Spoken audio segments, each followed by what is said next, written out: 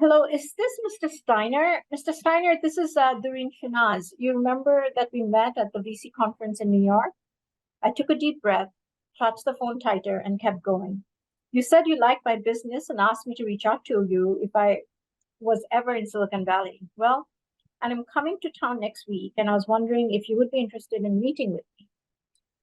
Biting my lips as I waited for his response, I hope Mr. Steiner did not call my bluff. The truth was, I never met Mr. Steiner, nor any of the top people in the top VC firms I cold called. Yes, I lied. I had never met any of these people. Did I feel terrible about my untruth? Yes, absolutely. Did I have any other way of getting to know them? No. So here I was, an entrepreneur with a cool technology solution for a global marketplace. I had more than proof of concept. I had actual traction in the market. I was already connecting thousands of buyers and sellers. In addition, I had the experience of running businesses, and I had also managed to pull an angel round an investment together. I knew OneNest deserved to be funded, and the future of talented but impoverished producers across the globe depended on my ability to get a venture capitalist on board with our vision. I just needed to get a few minutes in front of these people. I talked myself into 8 meetings. Vance, my co-founder, and I took a red eye to San Francisco to save on one night's hotel fare. After eating breakfast and freshening up at a deli, I felt ready to take on Silicon Valley. Recharged and refreshed, we jumped back in our rental car and drove to the first meeting. We had 8 meetings over the next 8 hours. I walked into the first meeting, then the next, and they were all the same. I would walk into the room with full of confidence in my accomplishments and the merits of our business. The venture capital firm representatives in every room were white men, with smattering of Indian and Chinese men. As we entered each conference room, they would walk over to Vance, hold out their hands and shake his, assuming he was the CEO. I would step forward and introduce myself as a CEO.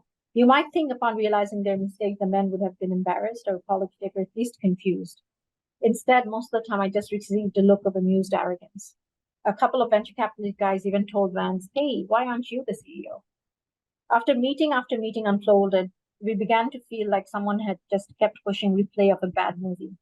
It was apparent that people in Silicon Valley would only invest in people who looked like them. In situations like this, you have two options. Accept the position people put you in, or let your defiance kick in. The first option is tempting, especially when you're exhausted. But defiant optimism means sticking to your belief that your work is important. It means banging on door after door until one opens. And I kept reminding myself that I was banging on doors, not only for myself, but for the thousands of small business owners, women entrepreneurs, and families I was representing. We were bringing them to the market that they could not be a part of otherwise. We had to keep going. So again, I just wanted to share that with everyone because just to kind of give an idea that how hard it is when you're actually changing a system, but how incredibly worthwhile, it is as well.